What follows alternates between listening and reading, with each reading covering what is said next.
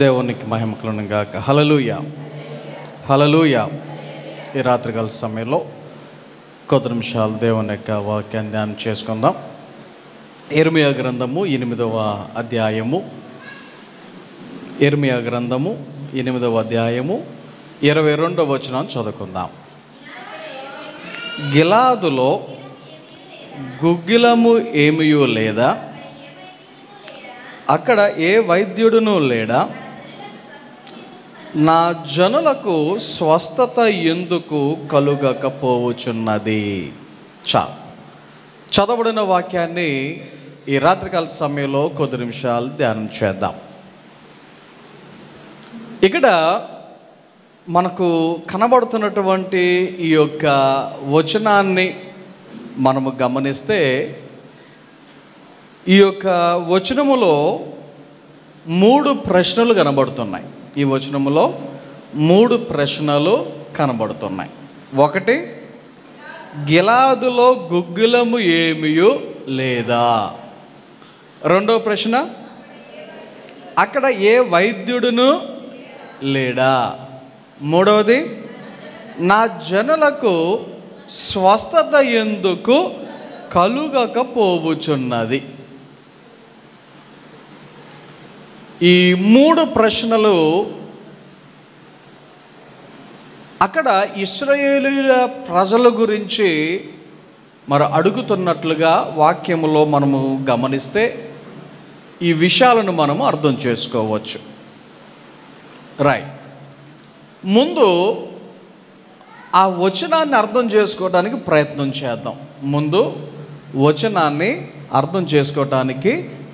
చేద్దాం. ఏంటి అంటే, గుగ్గిలము లేదా. గుగ్గిలం అంటే ఏంటి? గుగ్గిలం అనుకుంటున్నారా? అప్పుడప్పుడు అంటే మా చిన్నప్పుడు గుగ్గిలు అని చెప్పేసి ఉడకబెట్టి ఇచ్చేవాళ్ళు. అది తిన్నట్టు నాకు బాగా గుర్తు. అందుకని చెప్పి గుగ్గిలము అనేసరికి గుగ్గిలు అనుకుంటారేమో అని ముందు అదే చెప్తున్నాను నేను. అది కాదు. ఇప్పుడు గుగ్గిలు, ఇప్పుడు చూడండి, నేను గుగ్గిలు అన్నాను. గుగ్గిలము అంటే ఏంటి? ఈ గుగ్గిలము అనేటువంటిది ఏంటి అంటే, అది ఒక తైలము లాంటిది. గుగ్గిలం అంటే ఏంటి? తైలము లాంటిది. ఇదే వచనాన్ని మనం ఇంగ్లీష్లో చదివితే, ఆ యొక్క ఇంగ్లీషులో ఆయిల్ అని స్పష్టంగా రాయబడి ఉంది. ఇంగ్లీష్లో అయితే ఆయిల్ అని చాలా అంటే చాలా క్లియర్గా రాయబడి ఉంది. కాబట్టి దీనిని బట్టి మనం అర్థం చేసుకుంటే, గుగ్గిలము అంటే ఒక తైలము అనేది మనము గమనించాలి. ఇప్పుడు ఏ తైలం అంటే ఇది? ఏ తైలం అంట? గిలాదులో గుగ్గిలము ఏమీయూ లేదా. అంటే ఈ గిలాదుకు సంబంధించినటువంటి తైలం ఇది గిలాదుకు సంబంధించినటువంటి తైలం. ఈ గిలాదుకు సంబంధించినటువంటి తైలానికి ఒక ప్రత్యేకత ఉంది. ఈ గిలాదుకు సంబంధించిన తైలానికి ఒక ప్రత్యేకత అనేది ఉన్నది. ఇప్పుడు ఈ తైలము అనే దాని గురించి ఎందుకు మాట్లాడుతున్నారో ఇప్పుడు ఇంచుమించు 50 to 75% అర్థమైపోయి ఉంటుంది. ఎందుకు మాట్లాడుతున్నారంటే, ఈ తైలము దేనికి వాడేవారు అన్నమాట? ఆరోగ్యం కొరకు, లేకపోతే స్వస్థత కొరకు వాడేటువంటి వారు అని దాని కింద ఉన్నటువంటి 2 ప్రశ్నలు మనం చదివితే అర్థమవుతుంది. ఎందుకంటే అక్కడ గిలాదులో గుగ్గిలము ఏమీ లేదా అని అడుగుతూ, అక్కడ ఏ వైద్యుడును లేడా రెండో ప్రశ్న అడుగుతూ, మూడోది ఏమంటున్నారంటే, నా జనులకు స్వస్థత ఎందుకు కలుగకపోవచున్నది. అంటే ఆ ప్రజలకు ఏమి లేదంట? స్వస్థత లేదు. ఈ స్వస్థత లేకపోవడానికి గల కారణం వైద్యుడు లేడా, లేకపోతే గుగ్గిలము లేదా అని దానికి రిలేటెడ్గా అడుగుతున్నటువంటి మాట, లేకపోతే ప్రశ్న. కాబట్టి ఈ గుగ్గిలము అనేది తైలం అని చెప్పాను. ఈ తైలము దేనికి వాడతారు అంటే మనకు అర్థమవుతుంది కదా, ఆరోగ్యానికి సంబంధించినటువంటిది. ఇప్పటికీ కూడా కొన్ని దేశాలలో కొన్ని రకాలైనటువంటి తైలాలు ఉంటాయి. అవి చాలా అంటే చాలా ప్రసిద్ధమైనవి. గమనించండి. మన ఏరియాలో కూడా కొన్ని ఊర్లు ఉన్నాయి. ఆ ఊర్లకి ఆ మందుకి ఆ ఊరికి ఒక ప్రత్యేకత ఉంటుంది. కుక్క కరిసిందంటే ఏ ఊరు గుర్తు వస్తుంది? కుక్క గుర్తు వస్తే కవిటం గుర్తు వస్తుంది. కవిటేనా? తర్వాత ఒకవేళ ఎముకలు ఏమైనా ఇరిగితే ఏ ఊరు గుర్తు వస్తుంది? పుత్తూరు గట్టు అంటారు. ఇలాగున్న కొన్ని ఊర్లు ఉన్నాయి. ఆ ఊర్లు దానికి ఫేమస్. కామెరలు వచ్చింది అంటే లొల్లన్న ఎల్ల ఇలాగున్న ఎలాగైతే మన ఏరియాలో మరి కొన్ని ఊర్లు కొన్ని రకాలైనటువంటి మందులకి ఎలాగైతే ఫేమసో అలాగా ఈ గిలాదు అనేటువంటి ప్రాంతములో దొరికేటువంటి ఆ తైలము ఆరోగ్య విషయాలకి చాలా అంటే చాలా ప్రసిద్ధి అన్నమాట. ఇప్పుడు ఈ యొక్క గిలాదుకు సంబంధించినటువంటి ఈ తైలము గురించి మనం ఆలోచన చేస్తే బైబిల్లో కొన్ని విషయాలను మనము చూడొచ్చు. ఏంటి అంటే మనందరికి తెలిసినటువంటి మరి ఒక సన్నివేశం. యోసేపు తన ఇంటిలో కలలు కంటున్నాడు, ఆ కలలు చెప్తున్నాడు. ఆ విషయాలు చెప్పేసరికి అన్నలందరికీ ఏమొచ్చింది? అసూయ, కోపం. ఆ యొక్క అసూయతో కోపంతో వారు ఏం చేశారు? ఒకసారి వాళ్ళ తండ్రి, మీ అన్నల్లో ఎలా ఉన్నారో చూసిరారా అని చెప్పి ఒక మంచి అంగి కుట్టి వేసి పంపిస్తే వాళ్ళు ఏం చేశారు? తీసుకుని వెళ్ళి ఒక గుంటలో పడవేసినట్లుగా మనందరికీ తెలుసు. ఈ గుంటలో పడేసిన తర్వాత యాక్చువల్గా చంపేద్దాం అనుకున్నారు, కానీ పెద్దన్న ఏం చేశాడంటే, ఒరే చంపడం ఎందుకు, ఏం చేద్దాం అనుకున్నారు? ఎవరికైనా అమ్మేద్దాం అనుకున్నారు. ఎవరికి అమ్మారు? ఆ అమ్మినటువంటి వారు ఎవరు, కొనుక్కున్నటువంటి వారు ఎవరు? ఈ విషయాలు మీరు చదివితే ఆదికాండము 37వ అధ్యాయములో కొన్ని విషయాలు మనకు కనబడుతున్నాయి. ఆదికాండము 37వ అధ్యాయములో 25వ వచనం చూడండి. భోజనమునకు కూర్చుండి కనులెత్తి చూడగా ఐగుప్తునకు తీసుకుని పోవుటకు గుగ్గిలము, మస్తకియు, బోలమును మోయుచున్న ఒంటెలతో ఇష్మాయేలీయులైన మార్గస్థులు ఎక్కడి నుంచి వచ్చుచున్నారు? గిలాదు నుండి వచ్చుచున్నారు. ఇక్కడ మీరు అర్థం చేసుకోండి, ఈ గిలాదు అనేటువంటి ప్రాంతం దేనికి ప్రసిద్ధి అంటే గుగ్గిలానికి ప్రసిద్ధి. అంటే ఇంకా 2-3 ఉన్నాయి అక్కడ. అందులో ఈరోజు మన టాపిక్ గుగ్గిలము కాబట్టి ఆ ఒక్క మాట నేను మీకు చెప్తున్నా. ఈ గిలాదు అనేటువంటి ప్రాంతం దేనికి ప్రసిద్ధి? గుగ్గిలానికి ప్రసిద్ధి. ఇప్పుడు ఇష్మాయేలీయులు ఏం చేస్తున్నారు? ఆ యొక్క గిలాదు ప్రాంతము నుండి వారు గుగ్గిలమును ఇంకేం తీసుకెళ్తున్నారు? మస్తకియు, బోలమును. ఎలా దేని మీద తీసుకెళ్తున్నారంట? ఒంటెల మీద వేసి వాటితో మోయిస్తూ ఆ ఒంటెలతో వారు ఎక్కడికి వెళ్తున్నారు? ఐగుప్తునకు వెళ్తూ ఉన్నారు. ఎక్కడికి వెళ్తున్నారు? ఐగుప్తునకు వెళ్తూ ఉన్నారు. అంటే ఈ ఇష్మాయేలీయులు వీటిని ఐగుప్తు దేశములో అమ్మటానికి వెళ్తూ ఉన్నారు. ఇప్పుడు ఐగుప్తీయులు ఏది పడితే కొనేస్తారా అంటే, ఈ గుగ్గిలాము అనేది గిలాదు ప్రాంతానికి సంబంధించిందంటే అది చాలా ఫేమస్ కాబట్టి ఎంతైనా సరే వారు కొనటానికి రెడీ. ఆలోచన చేయండి. మేము ఐగుప్తుకి వెళ్ళినప్పుడు అక్కడ మమ్మల్ని అందరం ఒక చోట కూర్చోబెట్టారు. కూర్చోబెట్టి ఒక విషయాన్ని చెప్పారు. ఇక్కడ ఫేమస్ ఏంటి అంటే 2-3 విషయాలు ఉన్నాయి. ఆ 2-3 విషయాలలో ఒక ఫేమస్ విషయాన్ని ఒకటి చెప్తాను, ఆశ్చర్యపోతారు. ఏంటో తెలుసా? సెంటు. ఐగుప్తులో ఫేమస్ ఏది అంటే సెంటు. అక్కడ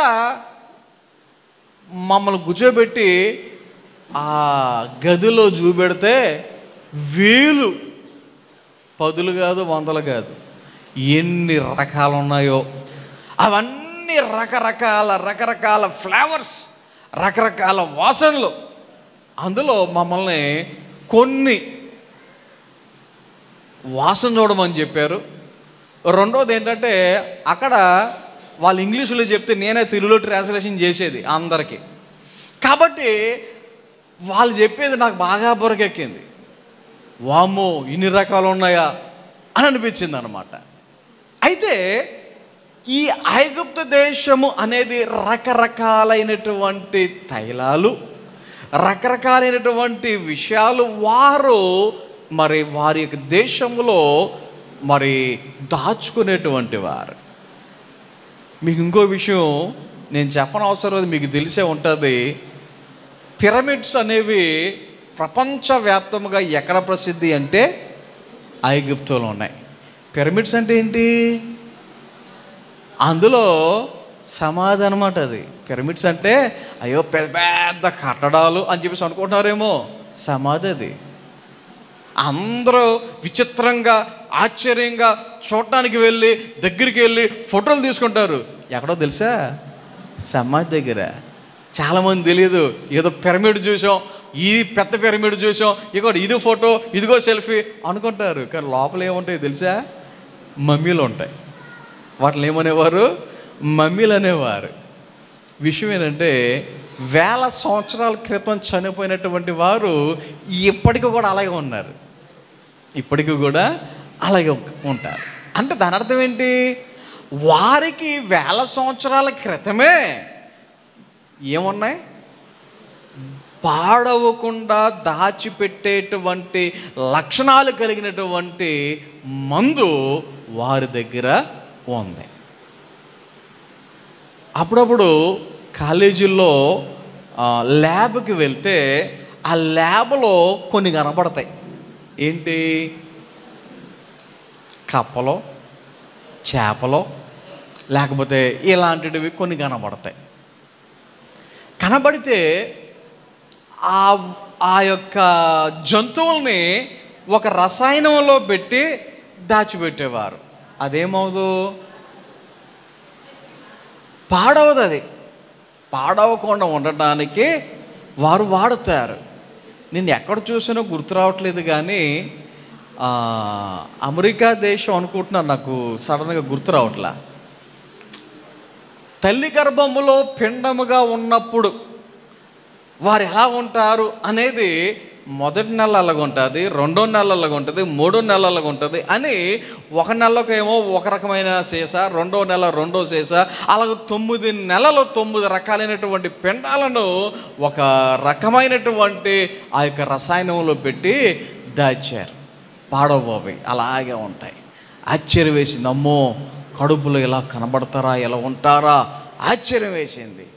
గమనించండి ఒకసారి. సరే, ఇప్పుడు ఈ ఐగుప్తు దేశానికి ఈ ఇష్మాయేలీలు ఎందుకు వెళ్తున్నారు? ఈ గుగ్గిలమును అమ్మటానికి. సో ఇక్కడ మీకు అర్థమై ఉంటుంది, ఈ గిలాదుకు సంబంధించినటువంటి గుగ్గిలం అనేది చాలా అంటే చాలా ప్రసిద్ధి చెందింది అని చెప్పడానికి ఈ విషయంలో ఈ యొక్క మాటలను నేను మీకు జ్ఞాపకం చేస్తూ ఉన్నాను. అంత మాత్రమే కాదు, అక్కడ మాత్రమే కాదు, ఇంకా మరికొన్ని చోట్ల ఈ యొక్క గుగ్గిలము గురించినటువంటి విషయాలు దేవుని యొక్క వాక్యములో మనము చూడొచ్చు. ఎలా, ఎక్కడ అనేటువంటి విషయాన్ని కనుక మనము గమనిస్తే నిర్గమకాండము 20 చూడండి. నిర్గమకాండము 25వ అధ్యాయం 6వ వచనం చదువుదాం.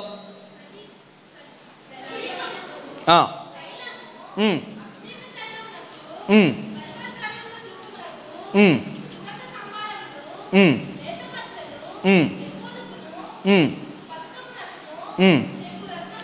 చూడండి, ఇక్కడ ఈ యొక్క వచనాలు మనం చదివాము కదా, అక్కడ వాక్యములు మనకు కనబడుతున్నాయి. ప్రదీపమునకు తైలము, అభిషేక తైలమును, ఇలాగ నాకు కొన్ని విషయాలు మనకి వాక్యాలలో కనబడుతున్నాయి. ఇవి ఏంటి అంటే ఈ గిలాదుకు సంబంధించినటువంటి గుగ్గిలము. ఇది గిలాదుకు సంబంధించినటువంటి గుగ్గిలం. లేకపోతే 35వ అధ్యాయం, ఇదే నిర్గమకాండము 35వ అధ్యాయం 7వ వచనం నుంచి మనం చదివినా,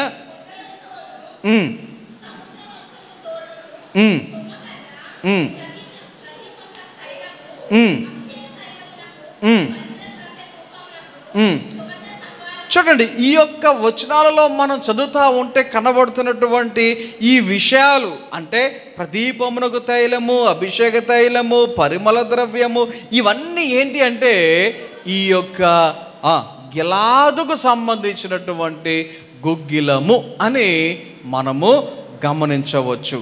అయితే ఈ యొక్క గుగ్గిలము అనేది ఆ రోజుల్లో బైబిల్ గ్రంథములో అంత అలాగున వాడేటువంటి వారు. అంటే 1 అభిషేకానికి, 2 ప్రదీపమునకు. అంటే ఇప్పుడు ఈ రోజుల్లో దానిని వాడేది చాలా తక్కువ, కానీ దీనేమంటారు, ప్రమిదల చిన్న మట్టి దాంట్లో నూనెసి ఒత్తెడతారు, దాన్ని ఏమంటారు, నూనె.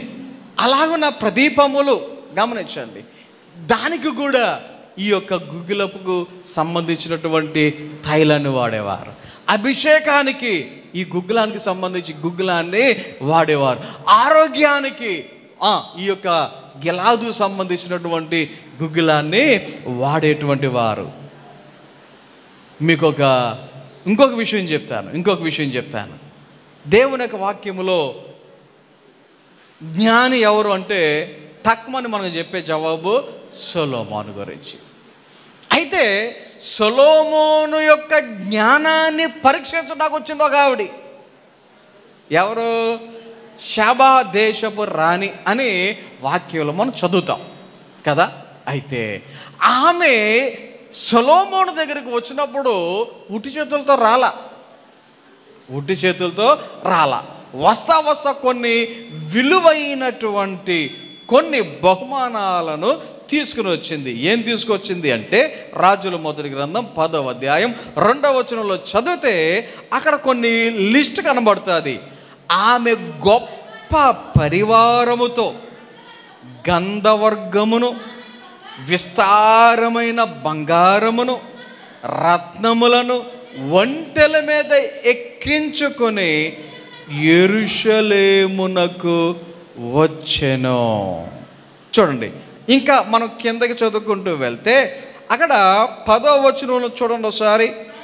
మరియు ఆమె రాజునకు 240 మణుగుల బంగారమును, బహు విస్తారమైన గంధవర్గమును, రత్నములను ఇచ్చాను. షెబా దేశపు రాణి రాజైన సొలొమోనుకి ఇచ్చిన గంధవర్గములంత విస్తారము మరి ఎన్నడైనను రాలేదు. ఈమె ఎంత తీసుకొచ్చింది అంటే గమనించండి, విస్తారముగా ఒంటెల మీద ఎక్కించుకొని పరివారముతో గొప్ప సమూహముతో ఆమె తీసుకొచ్చింది గంధవర్గమును, తర్వాత బంగారమును, రత్నములను. ఆలోచన చేయండి. అంటే ఈ యొక్క మాటల్లో మనం గమనిస్తే ఆమె వచ్చినప్పుడు ఈ గుగ్గిలాన్ని కూడా తీసుకొచ్చింది. గిలాదుకు సంబంధించిన గుగ్గిలము. గంధవర్గములు అన్నారు కదా, అందులో ఇదొకటి అన్నమాట. అంటే దీన్ని బట్టి మీరు అర్థం చేసుకుంటే ఇది అంత విలువైనది అని నేను చెప్పడానికి ప్రయత్నం చేస్తున్నా. బంగారము, రత్నములు అనేవి ఎంత విలువైనవో అలాగే ఈ గుగ్గిలం అనేది కూడా ఆ రోజుల్లో అంత విలువైనదిగా ఏం చేసేవారంటే చూచేటువంటి వారు అని మనము గమనించవచ్చు.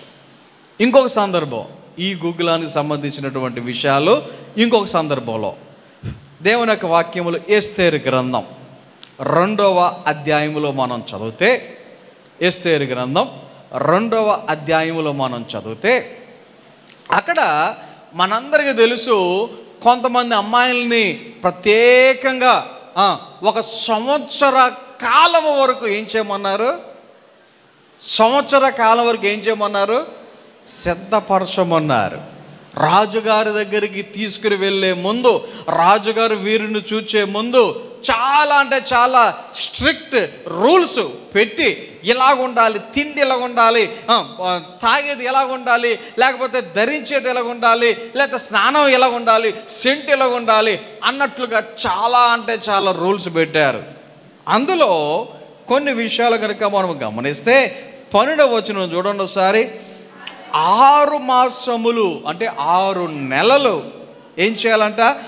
గోపరస తైలముతోనూ 6 మాసములు సుగంధ వర్గములతోనూ, అంటే 6 నెలలు ఇటువంటి సుగంధ వర్గములతో, అంటే అందులో ఈ యొక్క గిలాదుకు సంబంధించినటువంటి గుగ్గిలము కూడా ఉంటుంది.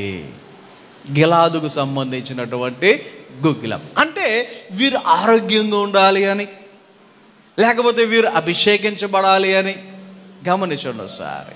లేకపోతే మరి ముఖం షైనింగ్లా అంటే మెరిసిపోయినట్లుగా కనబడాలి అని. ఈ రోజుల్లో బ్యూటీ పార్లర్లో చేశారు కదా. రీసెంట్గా నేను ఒక వీడియో ఎవరో పంపిస్తే ఎందుకు పంపించారా నాకు తెలియక చూసా. కొత్తగా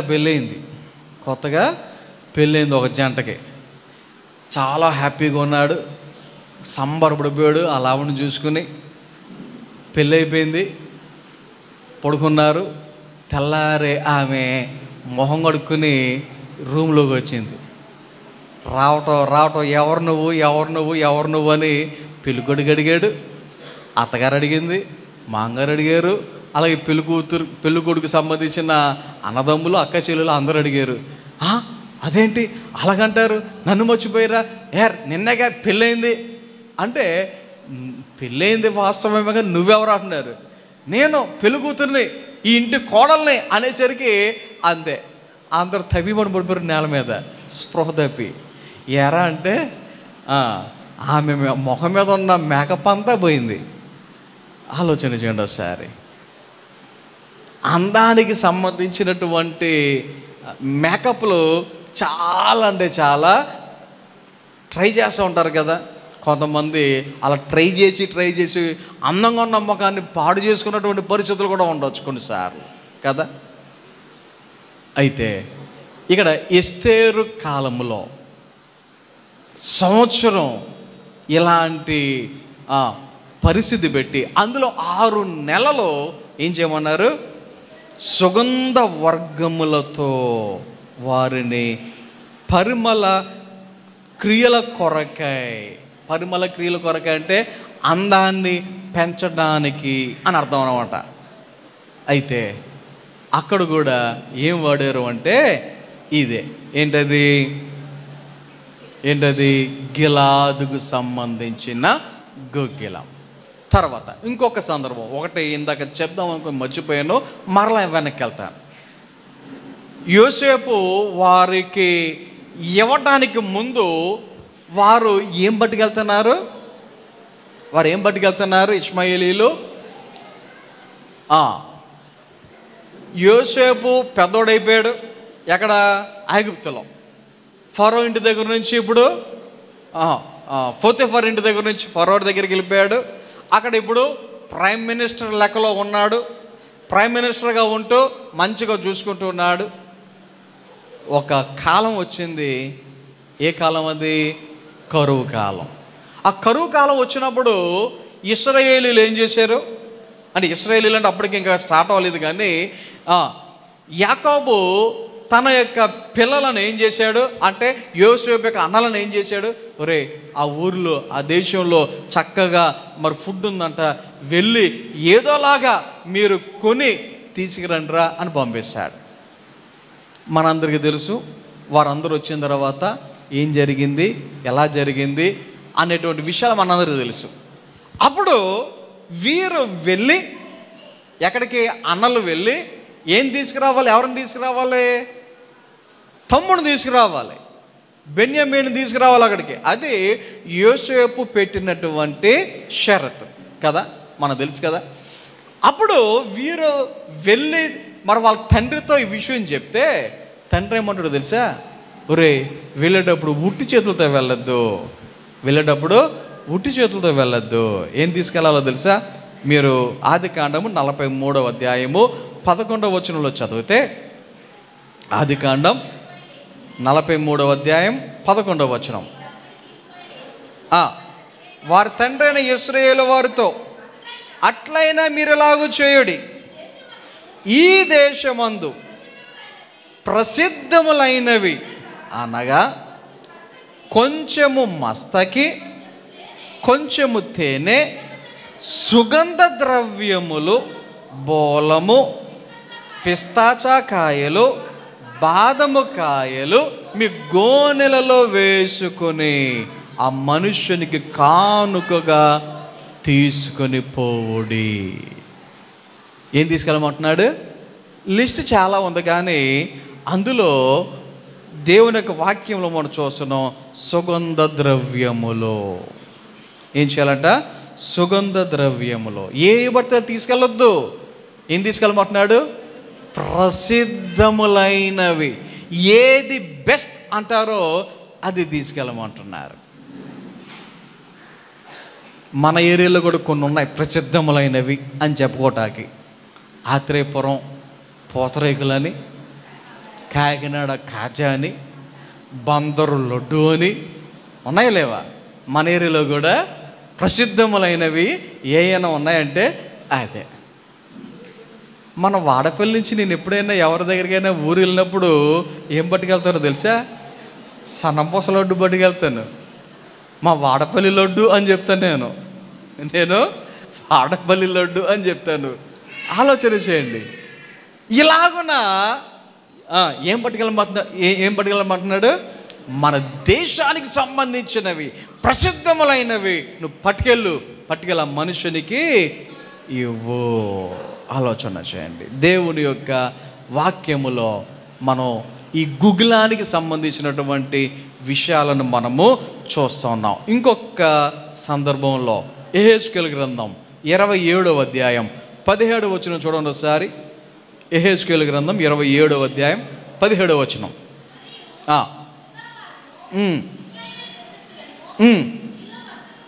నీలో వర్తక వ్యాపారము చేయుచు మిఠాయిలను, తేనెయు, తైలమును, గుగ్గిలమును ఇచ్చి నీ సరుకులు కొనుక్కొందురు. ఇక్కడ కూడా ఒక వ్యాపారానికి సంబంధించినటువంటి లావాదేవీలు మనం చూస్తూ ఉన్నాం. ఆ యొక్క లావాదేవీలు కనుక మనం చూస్తే యూదాకును ఇశ్రాయేలుకు మధ్యలో జరుగుతున్నటువంటి ఆ యొక్క వ్యాపారం, అందులో గుగ్గిలము కూడా ఒకటే. రైట్. ఇప్పటి వరకు గుగ్గిలము గురించి బైబిల్లో ఎక్కడెక్కడ చెప్పారు, ఏం చేశారు అనేది మనము విన్నాం. అయితే ఇప్పుడు ఈ గుగ్గిలం అనేది దేనికోసం వాడతారని చెప్పాను. ఒకటి అభిషేకం కోసం, ఒకటి దీపం కోసం, మూడవదిగా ఆరోగ్యం కోసం. అందుకని యెరెమీయా గ్రంథంలో మనం ఇందాక చదివినటువంటి ఆ యొక్క మాట 8వ అధ్యాయం 22వ వచనంలో ఏం కనబడుతోంది, గిలాదులో గుగ్గిలము లేదా, అక్కడ ఏ వైద్యుడును లేడా, జనులకు స్వస్థత ఎందుకు కలుగకపోవచ్చున్నది అంటే ఇప్పుడు ఈ యొక్క గుగ్గిలము అనేది దేని కొరకు అంటే, రోగముతో ఉన్నటువంటి వారి కొరకు, వ్యాధులతో ఉన్నటువంటి వారి కొరకు, బలహీనతతో ఉన్నటువంటి వారి కొరకు ఈ గుగ్గిలం అనేది అవసరం. ఈ గుగ్గిలం అనేది అటువంటి వారిని స్వస్థపరచడానికి, బాగు చేయటానికి ఒక మందు వలె దానిని వాడుతున్నటువంటి పరిస్థితి. మరి యిర్మీయా గారు ఏమంటున్నారు? గిలాదులో గుగ్గిలమే లేదా? యిర్మీయా కాలంలో ఏమి లేదు, గుగ్గిలమే లేదు. కారణం ఏంటో తెలుసా? యెషయా గ్రంథము 1వ అధ్యాయము 6వ వచనంలో మనం చదివితే, అరికాలు మొదలుకొని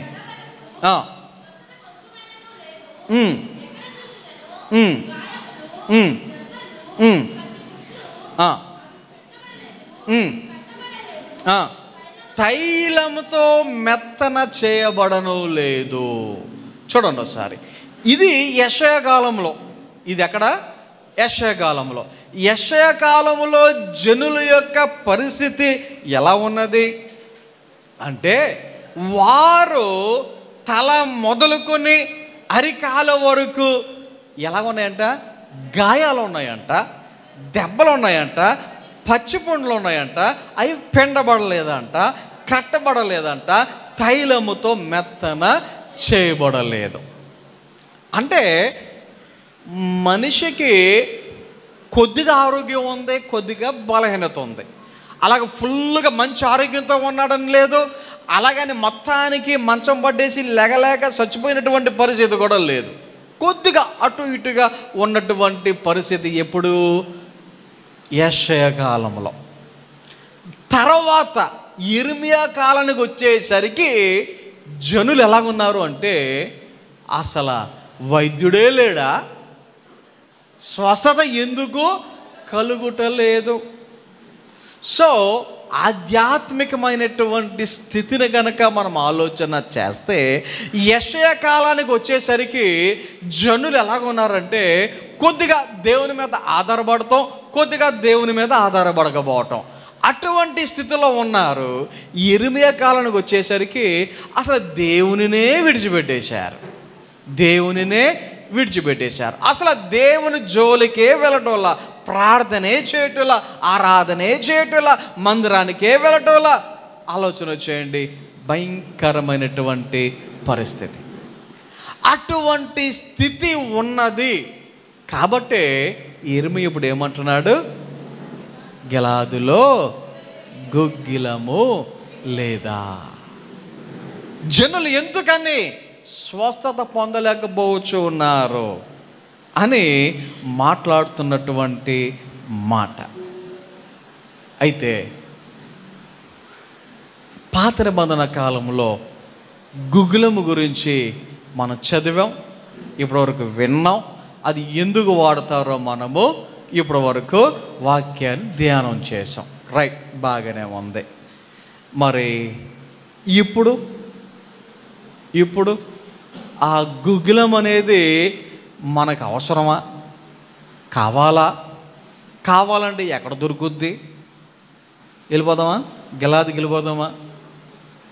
ఎక్కడ దొరుకుద్ది? రైట్, మీరు ఒక విషయాన్ని గమనించాలి. ఏంటి అంటే, ఆత్మీయ జీవితంలో ఆత్మీయ జీవితంలో దేవుని బిడలమైనటువంటి మనం ఎలా ఉన్నామంటే, అరికాలు నడినెత్తి మొదలుకొని అరికాల వరకు చాలా అంటే చాలా దయానీయమైనటువంటి పరిస్థితి. దేవుని యొక్క వాక్యములో యెషయా గ్రంథము 61వ అధ్యాయము 1వ వచనం చూడండి ఒకసారి. యెషయా గ్రంథం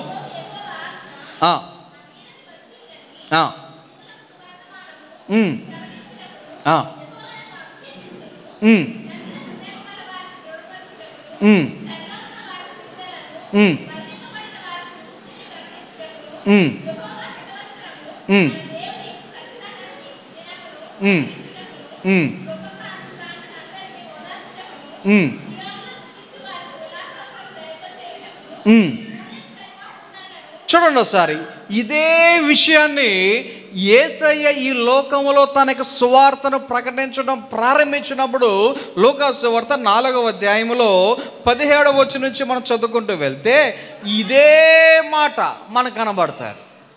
అక్కడ ఏ ప్రవక్త ద్వారా అయితే ఆ మాటలకు పలకబడ్డాయో ఆ మాటలే యేసయ్య ఇక్కడ మాట్లాడుతూ ఉంటాడు. ఏమని? బేదలకు సువార్త ప్రకటించుటకై నన్ను అభిషేకించెను, చెరలోనున్న వారికి విడుదలను, గుడ్డి వారికి చూపును, నలిగిన వారిని విడిపించుటకును. ఆలోచన చేయండి ఒకసారి. అంటే ఆత్మ సంబంధమైనటువంటి బలహీనతలు ఏమున్నా కూడా యేసయ్య దగ్గరికి వస్తే యేసయ్య ఏం చేస్తాడనమాట? బాగు చేస్తాడు, స్వస్థపరుస్తాడు. చాలామంది ఈ రోజుల్లో యేసయ్య దగ్గరికి ఎందుకు రావాలనుకుంటారో తెలుసా? కేవలం శరీరపరమైనటువంటి స్వస్థత కొరకు, ఓన్లీ శరీరానుసారంగా స్వస్థత కావాలి అనుకునే యేసయ్య దగ్గరకు వస్తున్నటువంటి పరిస్థితులు.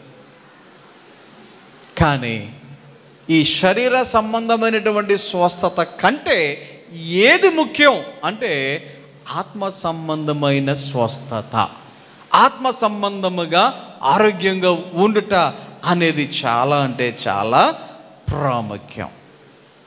కాబట్టి యేసయ్య ఏం చేశాడు మన కొరకు అంటే దేవుని యొక్క వాక్యములో చూడండి. లూకా సువార్త 6వ అధ్యాయం 21వ వచనంలో మనం చదివితే, ఆకలి గొనుచున్న మీరు ధన్యులు, తృప్తిపరచబడుదురు. ఇప్పుడు ఏడ్చుచున్న మీరు ధన్యులు, మీరు నవ్వుదురు. ఇంతకుముందు పరిస్థితులు ఎలాగున్నాయో కానీ యేసయ్య దగ్గరికి వస్తే మారిపోతూ ఉన్నాయి, తలకిందులైపోతున్నాయి, అనుకోనివి జరుగుతూ ఉన్నాయి. కారణం ఏంటి అంటే ఇప్పుడు మనకి యేసయ్య గుగ్గిలము అనేటువంటి తనకి రక్తాన్ని ఇచ్చాడు. కాబట్టి మన కొరకు కల్వరి సిలువలో ఏం చేశాడు? ఆయన రక్తాన్ని ఇచ్చాడు. ఆ రోజుల్లో గిలాదు కొండ మీద ఉండేది గుగ్గిలం, అక్కడ దొరికేది. ఇప్పుడు కల్వరి కొండ మీద ఆయన ఏం చేశాడంటే తనకి రక్తాన్ని చిందించాడు. అంటే ఆ యొక్క రక్తమే మన జీవితాలను సరిచేసేది, బాగు చేసేది, పవిత్రపరిచేది, పరిశుద్ధపరిచేది. అంత మాత్రమే కాదు, మనలను పరలోకానికి చేర్చేది. కాబట్టి దేవుని బిడ్డలుగా ఈ యొక్క రాత్రికాల సమయంలో కొన్ని విషయాలు మనం వింటూ ఉన్నాం. ఏంటి అంటే ఆ రోజుల్లో ఏమంటున్నారు? ప్రశ్న, గిలాదులో గుగ్గిలం ఏమీ లేదా? ఆలోచన చేయండి. మరి ఈ రోజుల్లో కూడా చాలామంది ఆయనను విశ్వసించక, వెంబడించక, ఆయన బిడ్డలుగా జీవించక ఏమైపోతున్నారంటే ఆత్మ సంబంధముగా దేవుడికి దూరం అయిపోతున్నటువంటి వారు, నడినెత్తి మొదలుకొని అరికాల వరకు బలహీనమైపోతున్నటువంటి వారు. ఇలాంటి పరిస్థితులు చాలా మందిలో ఉంటున్నాయి. అయితే ఆయన మన కొరకు కల్వరి సిలువలో తన రక్తాన్ని చిందించి, ఆ పాత నిబంధన కాలంలో గుగ్గిలం అనేది ఎలాగైతే మరి మనుషుల కొరకు విలువైనదిగా ఎంచి వాడేవారో దానికి మించినటువంటి విలువైనది క్రీస్తు రక్తం. ఆ క్రీస్తు రక్తము చేత మనము కడగబడితే మన యొక్క జీవితాలు ఎలా ఉంటాయో నేను ప్రత్యేకముగా చెప్పనవసరం లేదు. ఆ క్రీస్తు రక్తాన్ని కలిగి మనము పవిత్రపరచబడి మంచి ఆత్మ సంబంధమైనటువంటి స్వస్థత పొందుకొని దేవునితో పాటు ఆయన రాజ్యములో ఆయన బిడలుగా మనమందరము ఉండటానికి దేవుడు మనందరికీ సహాయం చేసి అట్టి రీతిగా నడిపించును గాక. ఆమేన్. ప్రార్థన చేసుకుందాం. అందరూ కూడా మోకరించండి, కన్ను మూసుకోనండి.